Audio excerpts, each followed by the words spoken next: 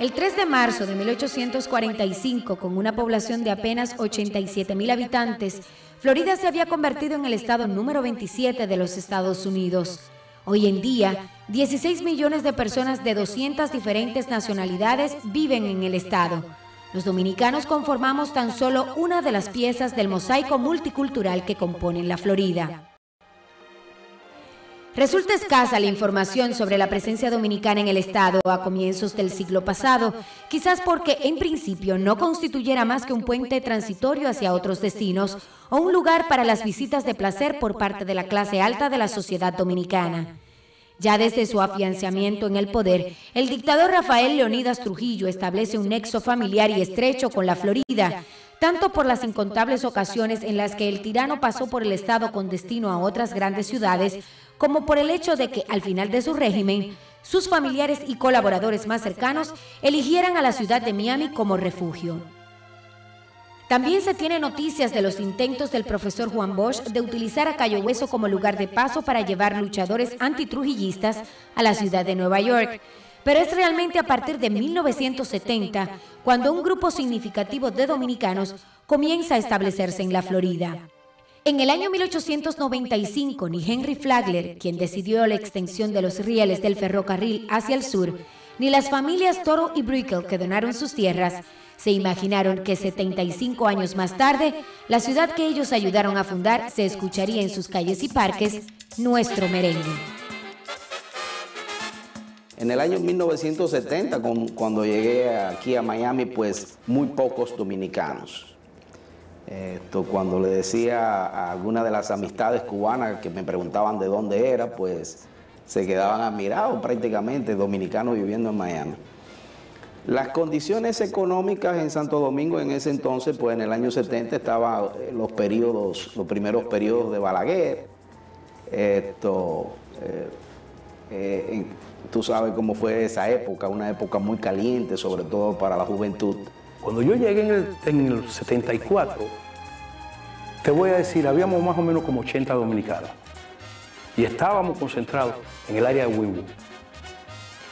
Porque, como tú podrás saber, el dominicano y el boricua congenian mucho. Yo llegué en el año 1975 con el propósito de hacer estudios de especialización en el área de medicina interna y cardiología, lo cual logré al entrar a la Universidad de Miami en el año 1977.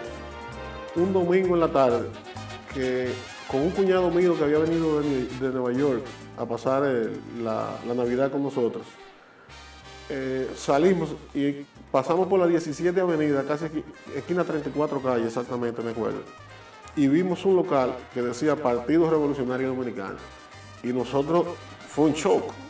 Porque aquí no veíamos dominicanos, mucho menos que hubiese un partido establecido. Entramos la puerta estaba abierta, la puerta del local. Entramos al local tratando de ver si había alguien y no había nadie. Entonces tenían un congelador y en el congelador tenían cervezas, refrescos y había una lista con los precios y como una especie de alcancía donde se echaba el dinero. Nosotros cogimos cada uno una cerveza y decía que era a $1 y le echamos los $2. Fíjate lo que era Miami en esa época. A diferencia de los emigrantes cubanos, haitianos y nicaragüenses, los dominicanos llegaban de manera lenta pero constante. Wynwood fue la ciudad donde se concentró en principio la mayoría de los emigrantes que con el tiempo comenzaron a dispersarse por todo el condado. Con el propósito de organizarse en 1976, crearon la organización Dominicanos Unidos en la Florida. Y la creamos el grupo que vivíamos ahí en el área de Wynwood, porque necesitábamos algo para agruparnos y nos reuníamos donde está hoy en día lo que es el Eugenio María de Hostos, trabajo comunitario. Es más, tuvimos el trabajo más forzoso que ha tenido toda la comunidad dominicana, que cuando se moría un dominicano no había dónde enterrarlo.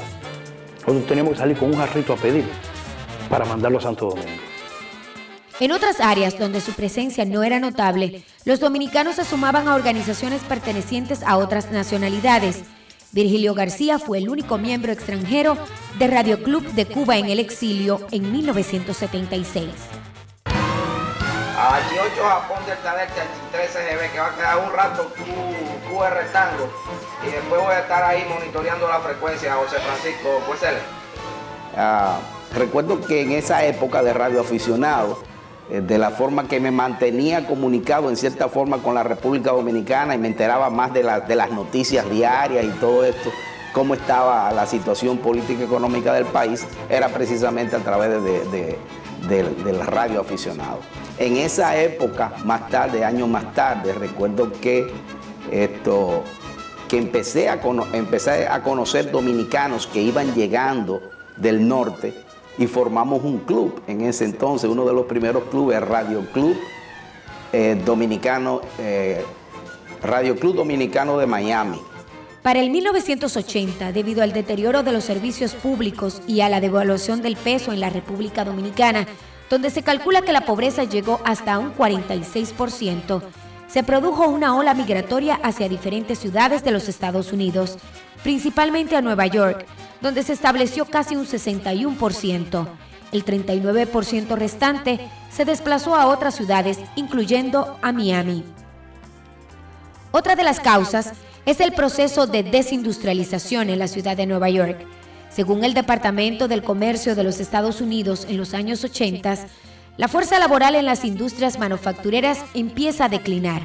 Los dominicanos representaban el 48.6% de esa fuerza laboral. En 1990 se reduce a 25.7% y para el año 2000 solo el 12.4% de los dominicanos laboran en factorías. En general los grupos étnicos tienden a dispersarse de un foco inicial de gran concentración. Eso ha pasado con todos los grupos prácticamente. Una excepción son los cubanos, por cierto, que se tienden a reconcentrar en Miami. Los dominicanos llegan a Nueva York en gran parte para trabajar en la industria manufacturera. Esa industria se ha estado desmantelando en Nueva York. Entonces también hay esa necesidad de búsqueda de nuevas oportunidades.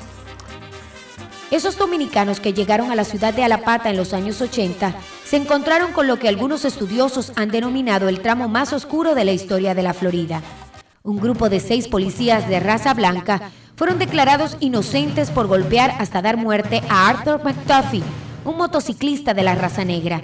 La comunidad negra residente de la ciudad de Liberty City y muy cerca de Alapata se lanzó a las calles. Decenas de muertos y cientos de millones de dólares en pérdidas fue el resultado de varios días de disturbios raciales. Para mí fue terrible ese momento, porque yo en ese momento vivía en la 19 y la 34, quiere decir frontera con Liberty City. Para mí era terrible porque yo me preguntaba, si me agarran los negros me van a dar por cubano, y si me agarran los blancos me van a dar por negro. Entonces yo vivía en una situación terrible y vivía en el área de la candela, como quien dice. Y por donde quiera que me tiraba yo sentía que mi vida corría peligro. Yo me recuerdo que yo no soy hombre de usar armas y en ese momento me vi obligado a usar una arma. El cubano era una cosita así, pequeñita, y era discriminado igual que todo lo demás, porque éramos hispanos. Yo te voy a decir, Miami tuvo una transformación en el 1981, que es cuando Miami, yo la llamo la segunda Miami. Del 81 hacia abajo, Miami todavía era una aldea de blanco. A mediados de los años 80, jóvenes dominicanos de la escuela Miami Jackson High School en la ciudad de Alapata, con deseos de expresar sus inquietudes y frustraciones, en lugar de utilizar la violencia, crearon el periódico El Quisqueyano, que más tarde se convirtió en Santo Domingo News. Luego vendrían Actualidad Dominicana y otros periódicos que, como El Sol de la Florida, se han mantenido informando a la comunidad por más de 10 años. Los periódicos comunitarios se crearon no solo para mantener informados de los acontecimientos del país, sino para denunciar la indiferencia y algunas anomalías de las actividades consulares en la ciudad de Miami. Las quejas en esos medios iban desde el trato injusto en el consulado por las altas tarifas de los pasaportes y otros documentos, hasta la ausencia de los cónsules Manuel Arzuri y Guaro Aliranzo en actos públicos de la comunidad. En agosto de 1985, con motivo del 122 aniversario de la restauración, se realizó el primer Festival Cultural Dominicano, catalogado como el primer evento masivo de la comunidad. Se llevó a cabo en el Parque José Martí, y consistió en un reinado donde participaron 30 concursantes representando cada una de las provincias del país. Se denominó Conozca la República Dominicana y estuvo amenizada por Aníbal Bravo y su orquesta. La señora Nércida Checo fue la que creó ese evento. Fue patrocinado por la ciudad de Miami. El señor Ferré, que era el alcalde en ese entonces, me recuerdo que le decía a Nércida: yo no quisiera que el dinero que deje ese evento se use para política. Y nosotros decíamos: no, esto es un evento puramente cultural y los fondos que se dejen van a ser para invertir en la comunidad dominicana. Para marcar los límites entre un antes y un después de la comunidad dominicana, habría de llegar el 1986. Importantes organizaciones como la Comunal, el Club de Leones Dominicanos y el primer programa radial empiezan a darle fuerza y voz a los dominicanos residentes de Miami. El Club de Leones organizaba eventos pro recaudación de fondos para el bienestar de los dominicanos necesitados, tanto en la Florida como en República Dominicana. Isabel Palacios, Aridio Genao, Frank Kelly, entre otros jóvenes sobresalientes, llegaron a la presidencia de esa prestigiosa institución que continúa trabajando por la comunidad. Mientras que Leonel Peña llega con varios medios informativos, incluyendo el programa radial Panorama Dominicano, por la estación Unión Radio 1450 AM, una de las emisoras locales que cuenta con el mayor número de programas dominicanos. Nada es igual, no nos compares. Lo que hacemos aquí no lo hace nadie. El gran domingo con Leonel Peña. Panorama Dominicano llegó a tener 9 horas de duración ininterrumpida, de 9 de la mañana a 6 de la tarde. Entonces, algunas personas que sentían la novedad de un programa con alguien que hablaba con otro acento, porque hay que destacar que solo los cubanos hablaban en la radio de Miami, más nadie. Había una emisora donde hablaban algunos haitianos, pero estaba en Bravo, creo que 1320. Solamente los cubanos hablaban, ni hablaban colombianos, ni venezolanos, ni nicaragüenses. Y el primer programa que se recuerda de dueño, de productor no cubano, fue Panorama Dominicano. Entonces los cubanos y otras entidades que querían participar, interactuar en un programa que no era exactamente hablando de Fidel Castro. ¿Por qué Panorama Dominicano? De ahí a que cambiamos de nombre, buscando ampliar el abanico multicultural y que ellos se convirtieran en oyentes nuestros, sin que tuvieran como que mendigar la etnia de dominicanos, y de ahí le pusimos el Gran Domingo, primero por ser el domingo y segundo porque era grandote. En el ámbito educativo, nace en 1988 la Asociación de Estudiantes Dominicanos de la Escuela Miami Jackson High School.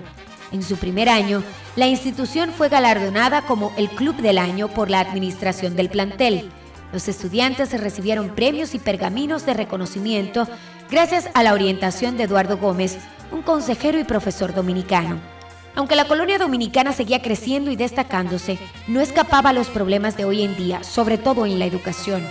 Además de los esfuerzos del profesor Eduardo Gómez, quien se destaca actualmente como subdirector de la Escuela Intermedia Tequesta Trace en el Condado Broward, sobresalen otros profesionales en el área de la educación, como la doctora Amada Vargas y Washington Collado, empeñados en buscar posibles soluciones a los problemas que afectan a los niños dominicanos. Uno busca y se acerca a lo de uno.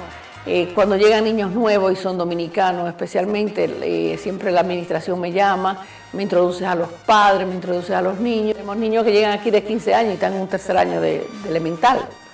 Y esos niños pasan por un proceso muy difícil, porque se ven que son niños ya que tienen 15 y 16 años y están yendo con niños que tienen 9 años a la escuela. Los estudiantes dominicanos particularmente tienen problemas comunes con otros estudiantes hispanos y es básicamente adiestrarse al sistema americano si vinieron de nuestros países, aprender el inglés, las regulaciones estatales que exige que a los 2 años estos niños tomen un examen estatal que es dificilísimo pasar.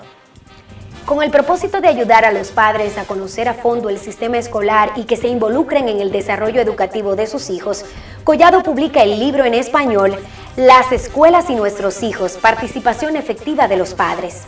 El libro lo que hace es como una guía que le da a entender cómo funciona el sistema de escuelas públicas en los Estados Unidos y cuál es su lugar dentro de él. cómo establecer una atmósfera de estudio en la casa, quién es el personal de la escuela, las oficinas que hay en las escuelas y realmente cuál es su cabida dentro de todo su engranaje para que le dé el apoyo que los niños necesitan. Además de esta guía educativa se crea Latinos Unidos, organización que nace con el objetivo específico de ayudar a los niños en su educación y surge en el mismo corazón de la ciudad de Alapata. Necesitamos un sitio donde los niños puedan ir, encontrar un apoyo, que se le enseñe cómo se hace un papel de investigación, que se le enseñe cómo se aplica una universidad, dónde están los dineros de la universidad, cuáles estrategias se usan para pasar los exámenes que hay que pasar para el Estado. Como una forma de motivar a los padres, Raimundo Mercedes crea una premiación en el año 2000, única en su clase. Padres Brillantes. En nuestra sociedad, en el mundo, si se quiere, se premia a todas las actividades que se realizan en el aspecto artístico, en el aspecto deportivo, pero sin embargo la labor que para nosotros es la más importante de la humanidad, que es la de formar hijos que sean en el mañana mujeres, hombres de bien, es una labor que se le da de lado, quizá porque sea una labor de obligación natural, pero nosotros entendemos que si se incentiva, si se le dice a los demás padres que hacer esto es importante, que la sociedad lo toma en cuenta, entonces quizás más padres se van a preocupar y le va a llamar la atención. Una de las más importantes organizaciones dominicanas también se encuentra en la ciudad de Alapata. La Fundación Nacional Dominico-Americana se crea en 1989 con el objetivo de proyectar una imagen más positiva de la comunidad dominicana en los Estados Unidos. Sin embargo, debido a la necesidad en el área de inmigración y la deficiencia en la educación, se vieron precisados a diversificar sus servicios. Aunque la presidenta de la fundación es Margarita Cepeda, una emprendedora activista comunitaria desde su niñez en el estado de Rhode Island, el director ejecutivo es el que ejecuta el trabajo de la fundación. Recientemente, The Alliance for Human Services sacó un estudio sobre diferentes distritos del condado de Miami-Dade. Dentro de esos distritos está Alapata y Melrose, donde residen una cantidad considerable de familias dominicanas. Y la educación es lo que sale a relucir el problema de la educación.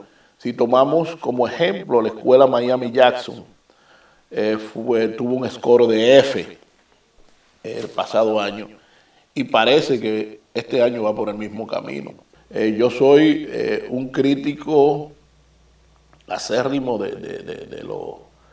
del sistema educacional, porque yo digo, ¿por qué en sitios como este no se puede dar la misma calidad de educación que se da en Coral Gables, que se da en Coco Plum, que se da en Coconut Grove y que se da en los sitios afluyentes? ¿Cuál es el problema? La Fundación ha sido la primera organización en lograr fondos públicos y es la ideóloga de una agenda nacional como la Mesa Redonda Dominico-Americana. Aunque el director de la Fundación resalta los avances que se han logrado debido al trabajo comunitario, también critica la apatía de algunos dominicanos por los problemas locales y la creación de organizaciones que no cumplen con lo que prometen. En la más reciente publicación de la Guía Comercial Dominicana se registran 24 organizaciones y asociaciones. Sin embargo, solo 4 cuentan con locales propios. Si tú sintonizas los 50.000 programas de radio dominicano, todos repiten lo mismo a diferentes horas y en diferentes días. Leonel, Hipólito, ahora es Estrella porque ya Balaguer se murió, el dólar, esto y aquello. Y viven como el avestruz, o vivimos como el avestruz, con la cabeza en un hoyo y el trasero afuera.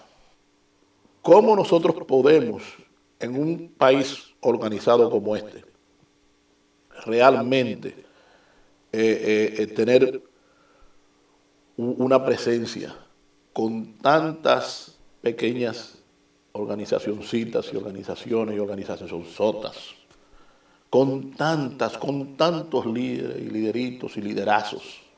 Tiene que haber un poco de sensatez. Mira, déjame decirte, el liderazgo no nace del egoísmo, no nace de la envidia, no nace del tener mucho dinero, es realmente uno querer hacer sinceramente las cosas. Como una forma de exigir y dejarse sentir ante los políticos locales y los gobernantes dominicanos, nace una nueva organización. Dirigida por Leonel Peña, se crea el proyecto Voz y Voto. Esta institución solicita, entre otras cosas, que se active la Secretaría de Estado de Ultramar y que la Cancillería Dominicana cumpla con la Ley 1963, que obliga a todos los consulados dominicanos del mundo a separar un 5% de los ingresos para crear una caja de auxilio para cubrir sus respectivas necesidades. En la tesis del proyecto Voz y Voto, en lo que es el guioncito de los estatutos internos, está prohibido terminantemente tratar asuntos políticos partidaristas. Yo pienso que las organizaciones comunitarias, algunas son natimuertas y han colapsado en el principio porque se han enfocado mal. Eso es lo que yo siento. Siento que son muy importantes siempre y cuando no sean entelequias, que estén en la mente solamente de dos personas y que esa persona sea la institución. Con la fuerza laboral de un medio radial y varios periódicos en el área, surge en 1988 Johnny Matthew como primer candidato dominicano a la Cámara Legislativa del Estado de la Florida por el Distrito 106. El Distrito 106 lo forman las ciudades de Wynwood, Alapata y Liberty City, ciudades que contaban en ese momento con el 13% de los dominicanos en comparación con el 9% en la actualidad. En 1993 se lanza Virgilio García como candidato para concejal de la ciudad de Hialeah y en el 2003 José Taveras como concejal de la ciudad del Doral. Ninguno de los tres obtuvo el puesto. Expertos opinan que la dispersión de los dominicanos no favorece el éxito de estos a ninguna posición, ya que el condado se divide por distritos, haciendo difícil la concentración de votos en un área específica. Otros dicen que la atención por la política dominicana es mayor que la del lugar donde viven. Y todos salimos todos a votar. En el año 1993 me apoyó sobre todo la comunidad dominicana que vivía en el área de Hialeah y me apoyaron mucho los cubanos también. Recuerdo que hicimos campaña al estilo dominicano. Creo que una de las primeras veces que yo he visto una campaña con caravana, tal como se hace allá en la República Dominicana, con las caravanas, llegamos a un shopping center y eso fue con fiesta, con merengue y todo lo demás. Se necesita dinero, mucho dinero en una campaña. Otra cosa es que cualquier candidato que no sea de origen cubano aquí en el sur de la Florida tiene que lograr alianzas. El Doral tiene un 64% de población latina. De ese 64% nadie tiene el 30%. Pero los dominicanos tenemos 1000 votantes para que puedan ejercer su derecho a voto. Pero no salimos ni 200 a votar. Eso es lo que da pena. Ahora, ¿por qué no tenemos ese poder político? Primero, nosotros los dominicanos transferimos nuestra ideología dominicana a los partidos, la exportamos a los países. O sea, aquí nosotros trabajamos a base que somos PLDistas, no, que a base que somos reformistas, no, que somos PRDistas. Aquí todos somos dominicanos, no importa qué bandera política que tenga la República Dominicana.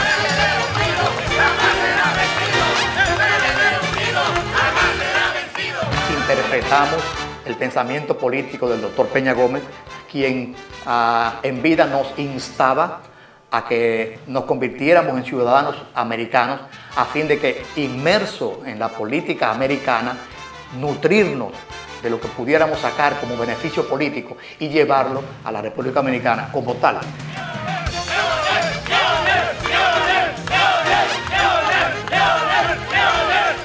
Yo pienso que en la medida en que el dominicano conozca las estructuras políticas partidarias y la dinámica de la política local, en esa misma medida va a incursionar más en la política de los Estados Unidos. Los partidos políticos que tenemos dentro de nuestra membresía activistas, militantes, en la política partidaria dominicana, tenemos la responsabilidad de formar a esos miembros, a esos militantes, de la importancia que significa el entrar en la política local? Hace como 2 años que convertimos Miami Lakes en la ciudad de Miami Lakes. Bueno, a mí se me planteó comisionado y para alcalde, pero realmente en ese momento, o sea, yo no es mi meta. Mi meta no es básicamente ser un funcionario de ningún gobierno, ni allá ni aquí. Básicamente yo me gustan las cosas específicas, trabajar en proyectos específicos,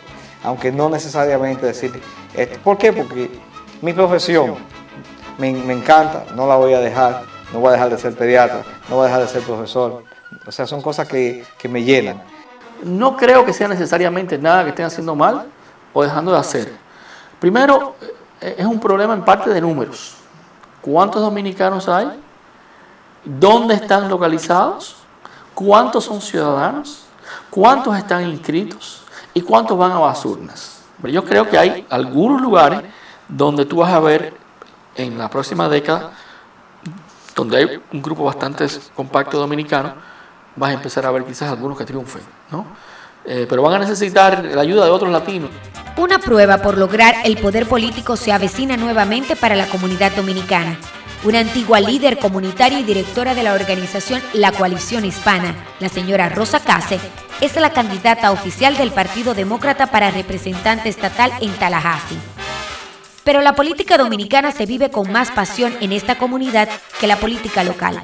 Los 3 partidos mayoritarios tienen filiales establecidas no solo en Miami, sino en Tampa y Orlando.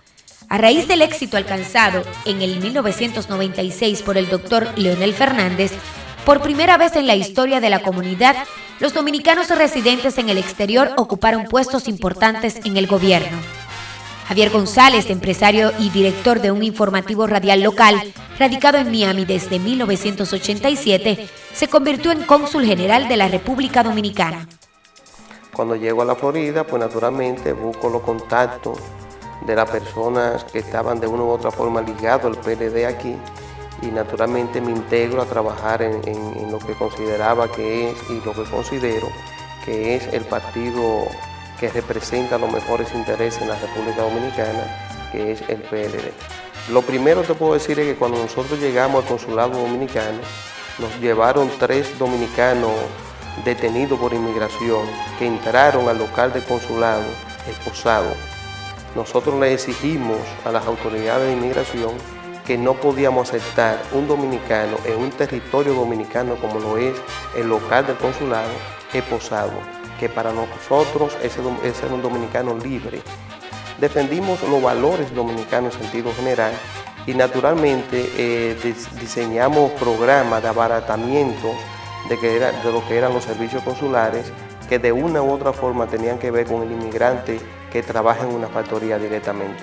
El doctor Leonel Fernández, con su visión de que las comunidades tenían que desarrollarse, en su gobierno le dio la fortaleza a esas comunidades nombrando personalidades que dentro también de su línea política eran activistas comunitarios, pero también activistas políticos. Nos dio la oportunidad de poder entrelazar y hacer un proyecto conjunto donde el consulado fuera el soporte de esa comunidad que había sido olvidada por muchos años. Y de ahí fue donde comenzamos entonces a interactuar y hacer que el consulado dominicano fuera, encabezado por Javier González, fuera precisamente la palanca, fuera la bisagra de esa comunidad. Cuando el Partido Revolucionario Dominicano llega al gobierno en el 2000, también intenta seguir el patrón que deja el Partido de la Liberación Dominicana, designando en el consulado a un militante de su partido residente de Miami. El licenciado Manuel Durán se mantuvo poco más de un año como cónsul general. Luego continuaron procedentes de la República Dominicana el señor Ramón Alfredo Bordas y Rafael Gómez, hermano de la primera dama de la República. Pero el partido como tal nace quizás en el estado de la Florida, hará algunos 15, 20 años, que desde un principio han comenzado a hacer un trabajo y nosotros, herederos de ese gran trabajo que comenzaron otros dominicanos valiosos en el estado de la Florida, pues hemos continuado dándole la validez política. La filial del Partido Reformista en Miami pasó por momentos de crisis. Al igual que en República Dominicana, se crearon 2 facciones. Una compuesta por Iris Martínez, una de las fundadoras de ese partido en el año 90. La otra facción la representa el presidente en funciones, el señor Ángel González. González estableció un local para la filial y celebra reuniones frecuentes entre sus miembros. Aquí no hay división ni hay grupo. Aquí lo que le acabo de decir, hay un grupo que es el que está trabajando lo mismo, que es el grupo donde usted está aquí hoy, que estamos trabajando hace 7 meses, en beneficio de la candidatura que el partido decida poner. 13 años y es la primera vez que estamos en un local del Partido Reformista Social Cristiano, donde el mismo candidato vicepresidencial hoy en día, doctor Josecito Jacín, dijo aquí cuando entró, es la primera vez que vengo a un local del Partido Reformista. El logro por lo menos de que estamos siempre dando mano a mano aquí en el sector de Alapata, donde estamos visitando a las personas, donde estamos siempre inscribiendo nuevos reformistas. Pero no solo contamos con los partidos dominicanos tradicionales. En 1997 surge en Miami el movimiento político Nueva República, compuesto por un grupo de dominicanos dirigidos por el doctor Luis Manuel Campillo. El movimiento Nueva República es formado por un grupo de dominicanos insatisfechos que pretendieron beber toda su vida en el país donde nacieron y que no lo pudimos hacer debido al desorden y al desastre económico en que la ambición de unos malos dominicanos ha sumido a la República Dominicana.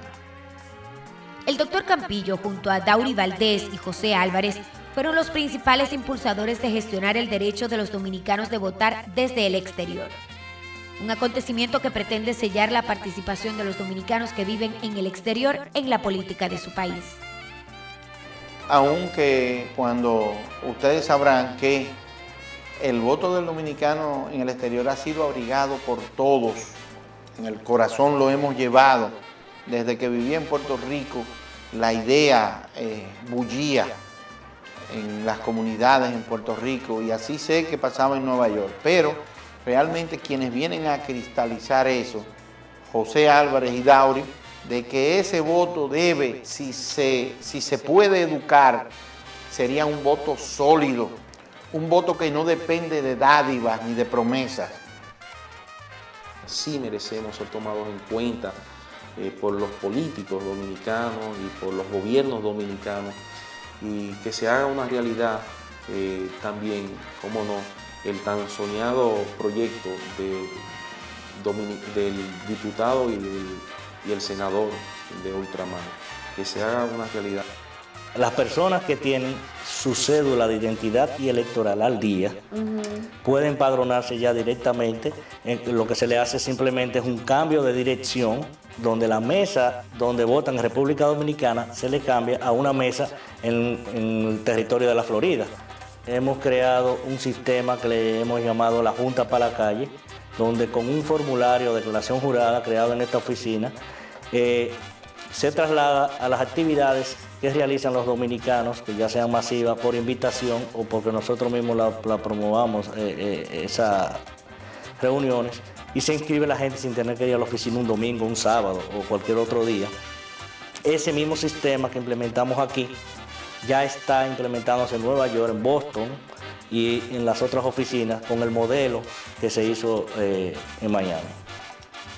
Al igual que Mario Fernández y el cubano-americano Mariano Cruz, que gestionaron el nombre de Juan Pablo Duarte a una de las calles de Alapata, José Álvarez ha sido un trabajador incansable en lograr perpetuar los nombres de nuestros próceres, como el caso del busto del generalísimo Máximo Gómez, situado en el famoso Parque del Dominó en la calle 8, y del Parque Comstock Park, rebautizado en 1996 como el Parque Juan Pablo Duarte. A la guerra a morir se lanzó, cuando el médico reto de muerte sus cadenas. Ya un año después que le cambiamos el nombre, decidimos en una caseta octogonal que está frente del parque colocar la imagen de los padres de la patria. Entonces fue cuando mandé a hacer los bustos a República Dominicana, donde participó el escultor Julio Susana y donde fue aprobado por la ciudad de Miami, y es donde actualmente tenemos esa caseta, muchos de nosotros, como un punto de encuentro, un punto de partida, un punto de llegada, donde podemos identificar realmente muchos sentimientos nuestros. Conocimos un cubano que es prácticamente, yo te diría, el guía espiritual de la comunidad dominicana, Mariano Cruz. Mariano Cruz, cuando se habla de la comunidad dominicana en Miami, Mariano Cruz tiene un capítulo aparte, porque Mariano fue quien nos encaminó a nosotros dentro de los canales necesarios para nosotros conseguir muchas de las cosas que hemos conseguido en la comunidad dominicana. Mariano nos lleva a parque y recreación, toma su tiempo libre y va con nosotros a parque y recreación. El grupo de la comunidad dominicana, porque no fue Mariano Cruz solo que fue a Cerijol, fue un hecho específico de la comunidad dominicana donde nosotros pagamos la circular, la comunal, en inglés y en español primero, para avisarle al público de los teléfonos, de los comisionados y demás, que los llamaran para que situaran dineros para el edificio comunitario que está ahora en el parque. En aquel tiempo era a la Pata Constar, pero hoy en día es Juan Pablo Duarte. Esos edificios, $500,000 lo conseguimos nosotros en mayo 13. Ahí estábamos, estaba Arismendi, estaba Víctor Alba, fue también Nico Barrio, el de la mía. Mi hermano estaba y estábamos yo. Ya nosotros, ya cuando nosotros hablamos ahí, ya los comisionados habían recibido cientos de llamadas de la población que estaban, vaya, que lo que queríamos nosotros, y se situaron $500,000. Del mismo modo que se habían conseguido primero los dineros para las luces y la cerca y otras cosas que están ahí, porque nada de eso se creó de la noche a la mañana. Los medios de comunicación han jugado un importante papel en mantener informado a los dominicanos de la política de su país. En la actualidad existen una docena de programas, pero Informativo Dominicano es el matutino diario de costumbre de la comunidad. Informativo Dominicano transmite en vivo todos los días los acontecimientos más importantes que suceden en el país. El arzobispo metropolitano de Santo Domingo, los procesos de corrupción que enfrentan los funcionarios del tren judicial dominicano. Informativo Dominicano es la historia de la necesidad personal. Yo te diría que en el año 92, cuando fundamos Informativo Dominicano, no existían medios de comunicación que dieran la noticia al día de la República Dominicana. Era difícil conseguir los periódicos dominicanos y no existía lo que era el Internet. Informativo Dominicano funcionaba al principio. José Rafael Vargas, periodista destacado en la República Dominicana, nos enviaba por fax las noticias, nosotros las redactábamos aquí. En el inicio lo hacía yo solo todo, luego un locutor dominicano, mocano también, Pedro, se llama él, leía la noticia, y ya en el desarrollo pues contratamos los servicios de Arturo López, que ya se encargaba directamente de noticiero. En la actualidad, el informativo está bajo la dirección de Raimundo Mercedes, quien llegó a Miami en los años 90. No hay acontecimientos que se produzcan en República Dominicana que no se retransmitan por el noticiero radial. De igual forma sucede en Santo Domingo al Día por las noches, con Aldo Rafael Rosario y Daniel Díaz Alejo. Y los sábados llegan José Alberto Matías y Pablo Rodríguez con Fiesta Dominicana.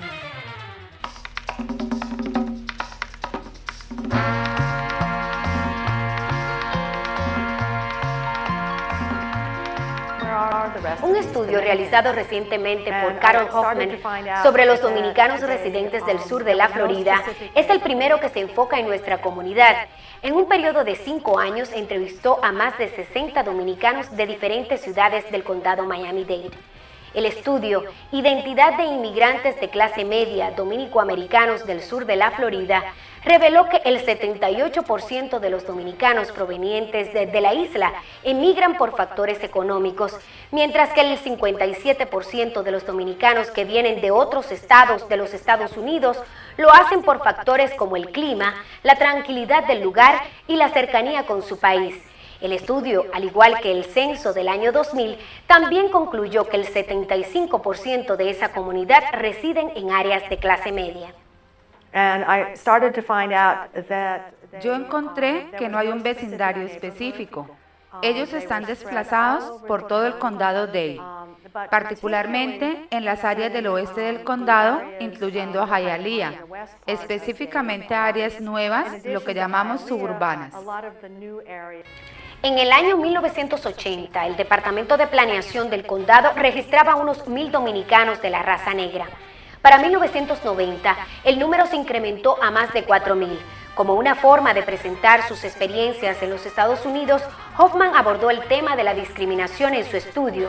Para su sorpresa, solo un 4% de los dominicanos admitió llegó a ser discriminado. Como un extranjero al fin, buscando trabajo, y tuve la oportunidad de que me abrieran muchas puertas, a pesar de las condiciones en que estaba, que todavía no tenía, ¿qué te voy a decir?, el inglés. Al estar yo en uno de los elevadores del Hospital Jackson Memorial Hospital, iba hablando con mis compañeros, cuando se abrió el elevador, ellos salieron y yo seguía, y uno de los muchachos de raza negra de Miami que trabajaba en el hospital me dijo que cómo yo había logrado entrar en el mundo de los blancos. Y para mí fue impactante porque me hizo pensar que para él habían dos mundos, el de los blancos, el de los negros, el de los latinos, y para mí no existía. Para mí yo era latino, era entre los blancos, entre los negros, era un ser humano con las cualidades de los demás. Y yo creo que eso me ha dado a mí la capacidad de no sentirme discriminado. De acuerdo al censo, el condado Miami-Dade en 1990 contaba con una población de 23.475 dominicanos. Para el año 2000 se calcula en más de 40,000. Profesionales de diversas áreas encuentran su espacio en la Ciudad del Sol. La rama de la medicina es una de las áreas donde más se han destacado los profesionales dominicanos y se registra un número significativo de médicos y enfermeras. Y de aquel entonces hasta ahora, pues obviamente hemos crecido. Me acuerdo, por ejemplo, en pediatría, la única pediatra que había aquí era la doctora Joseph. La doctora Joseph era la única médica dominicana pediatra que había. Después llegué yo y ahora vemos más de 50 pediatras dominicanos. Y yo a todos digo, aquí hay sitio para todo. Aquí nacen cantidad de muchachos todos los días, así que pueden venirse en el mismo edificio. En nuestro hospital hay una decena de médicos dominicanos especializados y practicando en diferentes áreas de cardiología, urología, psiquiatría, medicina familiar, hematología y oncología y endocrinología. Sin embargo, me gustaría hacer notar que no solamente hay médicos dominicanos en el hospital, también hay enfermeras dominicanas muy bien preparadas. Al FIU, las enfermeras tienen un programa que es donde las enfermeras se quieren hacer lo que llamamos nurse practitioners, donde la enfermera puede ver pacientes solo. También el FIU me envía esos estudiantes en el área de pediatría y también rotan a través de mi centro para enseñarse de cómo pueden hacer sus rotaciones pediátricas. Yo creo que actualmente tenemos más de 200 médicos dominicanos ejerciendo la profesión dentro del estado de la Florida. Como miembro ejecutivo del board de estos hospitales locales, Palmetto y Hialeah, te digo que República Dominicana es la fuente principal de médicos en el sur de la Florida.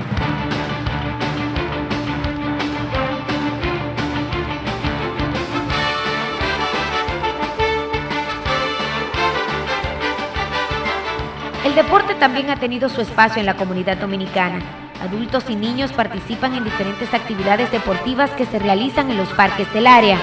En 1996 se realizaron los primeros Juegos de la Mancomunidad Dominicana.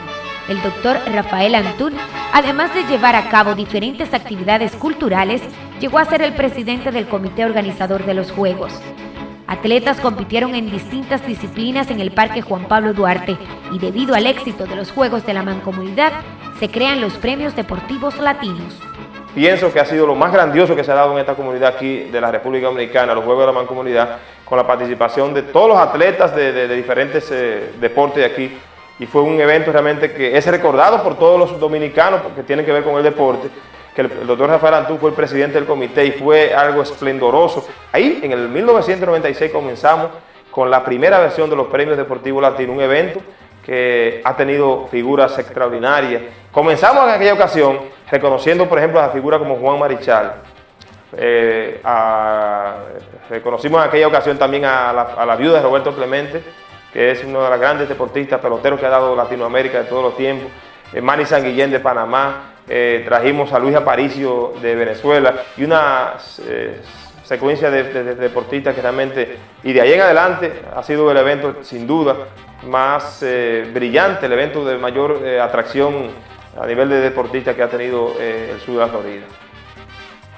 Y pudimos convencer al director de parques de aquel entonces, a Ruder, de que nos diera la oportunidad. Alberto Ruder nos dijo, el único parque que hay es un parque muy peligroso, que se llama Moore Park. Está en la 36 calle, ahí casi esquina 7 Avenida. Es un parque que está dominado por gente de color y ahí hay muchos problemas, pero si tú quieres nosotros te podemos facilitar el sábado en la mañana. Y yo le dije, ¿no puede ser también el viernes? Y me dijo, no. Tómalo porque va a ser un poquito difícil, pero te vamos a dar ese día. Cogimos ese día, eso fue, estamos hablando del 31 de mayo de 1997. Y cogimos ese sábado. Y recordamos que cuando entramos ese sábado en la mañana, a aproximadamente 8:30 de la mañana, porque las actividades iban a comenzar a las 9, y habíamos convocado a todas las amistades que teníamos porque llevaran a los niños y eso. Y fueron aproximadamente 15 familias con sus niños. Y como nota discordante es que cuando llegamos tuvimos que despertar muchísima gente, estos desamparados que estaban durmiendo en pleno field y donde es el dogao y eso, en las banquetas. Estamos hablando de que ahora aproximadamente ya nosotros tenemos 4 vías en Moore Park y tenemos ahora otro parque que es Roberto Clemente, que tenemos ya 1 año trabajando allí también, tenemos 3 días más. ¿Qué quiere decir esto? Que ya la academia realmente cuenta con aproximadamente 200 niños. Estamos hablando de 400 padres, o sea, entre madres y padres y familiares que están de una manera u otra involucrados en esto. Existe una comunidad dominicana creciente en otras partes del estado, como en Tampa, Orlando y Jacksonville. En el vecino condado Broward, los dominicanos en la última década crecieron en un 200%. Se calculan unos 15,000 dominicanos solo en Fort Lauderdale, una de las ciudades que pertenecen al condado de Broward. Es una comunidad pujante, es una comunidad que yo le he visto crecer en los últimos 10 años, increíblemente. Pero el dominicano que está llegando a Broward está llegando particularmente del noreste de los Estados Unidos. Increíblemente, cuando salió el censo del año 2000, indicó ese censo que la comunidad dominicana era la número 1 en adquisición de viviendas en el condado de Broward. Claro, en proporción de la comunidad. O sea que eso te da a entender que es una comunidad que goza de medios económicos. Esto es un renacimiento para mí, porque yo cuando llegué a Lawrence en los años 70, vi el mismo proceso en esa ciudad, como creció y empezó aquí en Hollywood, aquí en Broward, igualmente como empezó en Massachusetts, allá en Lawrence, y era con sus negocios pequeños, con los salones de belleza, con la agencia de viajes, con las bodegas, y ha ido creciendo más o menos otro tipo de negocios. Tenemos aproximadamente aquí en Hollywood, yo diría que unos 50, en Broward tenemos un promedio de unos 50 a 75 negocios dominicanos, pero se mantiene en el área de servicio.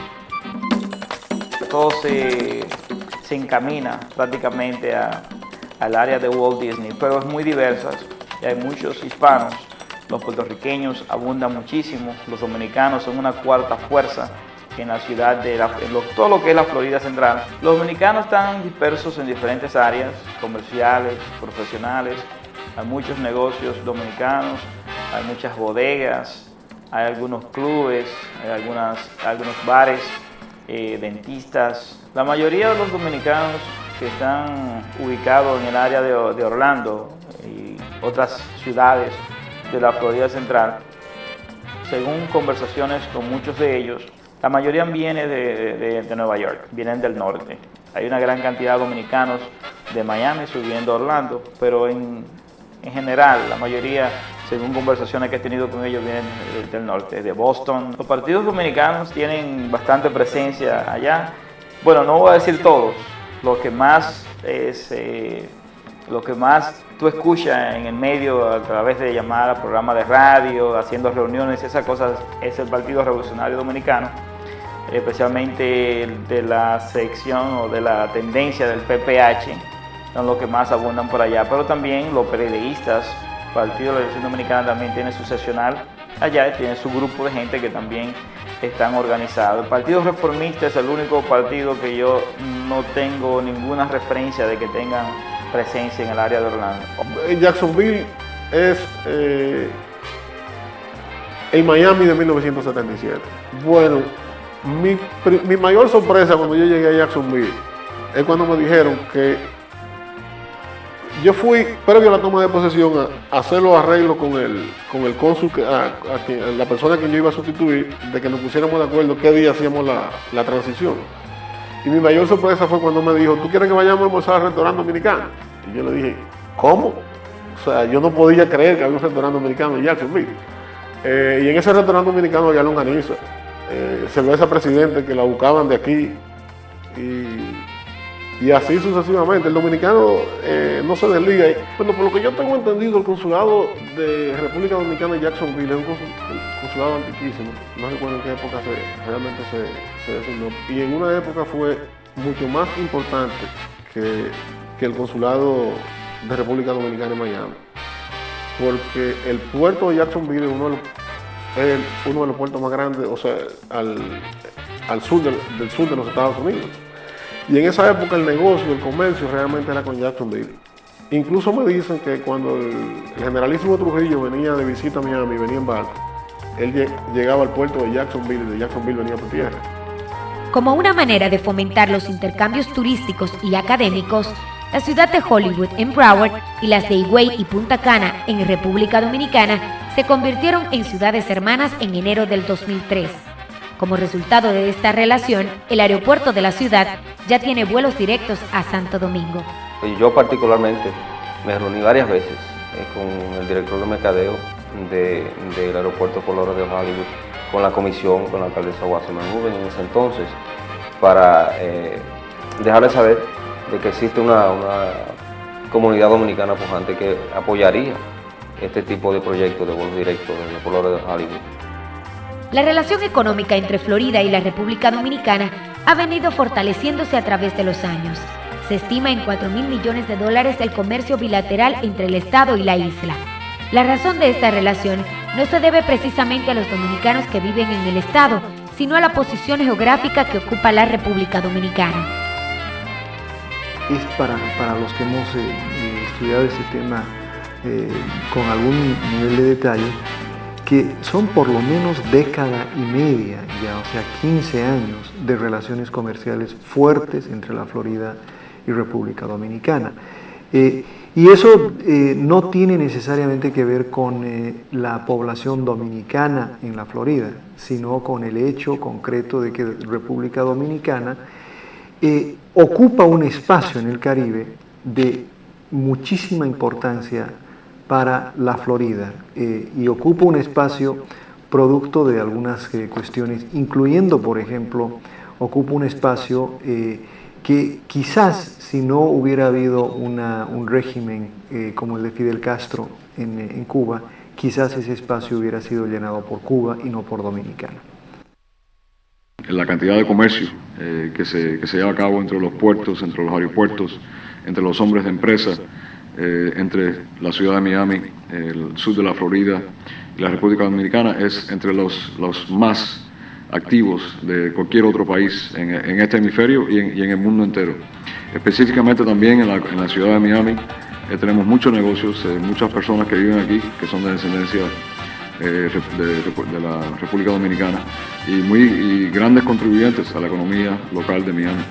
El trabajo más importante que hemos hecho es que en estos 2 años y un poquito que tenemos ya de fundados, nos hemos insertado básicamente en el mero centro de lo que es la mancomunidad de cámaras de comercio aquí en el Gran Miami. En este momento somos miembros como organización de la Junta de Directores de la Asociación Binacional de Cámaras de Comercio, que aglutina más de 45 cámaras de comercio, representando igual número de países.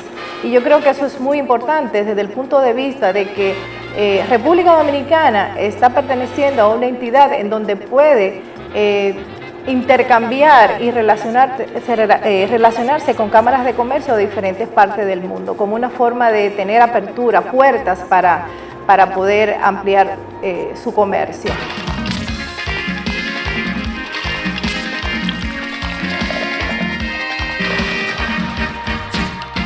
La cerveza Presidente es la empresa dominicana con mayor presencia en la Florida. Además de apoyar a la mayoría de los eventos dominicanos, se ha colocado en la preferencia de los floridanos desde que se introdujo en 1991. En 1999, la cerveza Presidente se encontraba en el 6º lugar entre las cervezas más vendidas y el pasado año logró situarse en la posición número 3 de las cervezas importadas, superando el 1.000.000 de cajas vendidas en el estado de la Florida.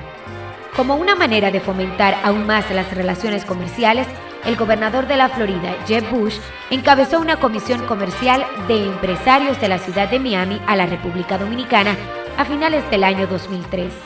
Nosotros en particular fuimos con el objetivo de fomentar una relación mucho más estrecha entre universidades y logramos que el expresidente Fernández y su organización Funglode, la Fundación Global Democracia y Desarrollo,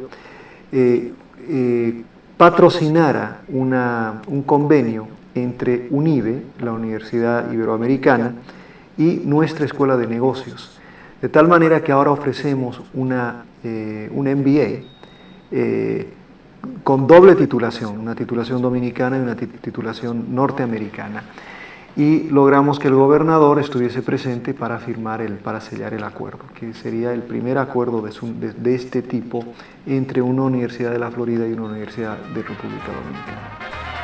El Centro de Estudios para América Latina y el Caribe de la Universidad Internacional de la Florida, junto a la Fundación Global y Desarrollo, crearon una fuerza de alianza estratégica entre Dominicana y la Florida. La idea inicial era promover las relaciones comerciales, sin embargo, esta alianza abarca varios campos: el comercial, el universitario y de investigación y el de organizaciones estatales. Teniendo Dominicana y a la Florida, que son dos economías donde casi el 80% de la economía está dominada por el sector de servicios, hay una compatibilidad muy importante. Entonces lo que estamos tratando es de fomentar en los dos lados una alianza entre empresa privada, gobierno, universidades o centros de investigación, ¿no? Que tengan una capacidad de integración ya sea de esa forma tripartita o independientemente, por ejemplo, como nosotros estamos haciendo con varias universidades de Santo Domingo. Este mismo modelo se lo está ahora pensando con Nueva York, ¿no? Y eso me parece muy importante porque obviamente en Nueva York hay una gran población dominicana también. Pero es un modelo que de alguna manera fomenta un nivel de integración económica, integración cultural, etcétera, que va inclusive más allá de los grandes proyectos de integración que se están dando en la región, como el ALCA, como Mercosur, como CARICOM, etc. Esta es una integración real llevada adelante básicamente por organizaciones de la sociedad civil. En el mundo de la moda, Lourdes Atencio y Bernarda Morales han hecho que su comunidad se mantenga resaltando sus cualidades de gente emprendedora. Morales, una joven diseñadora procedente de la Escuela de Moda de Altos de Chabón, trajo glamour y distinción a su comunidad.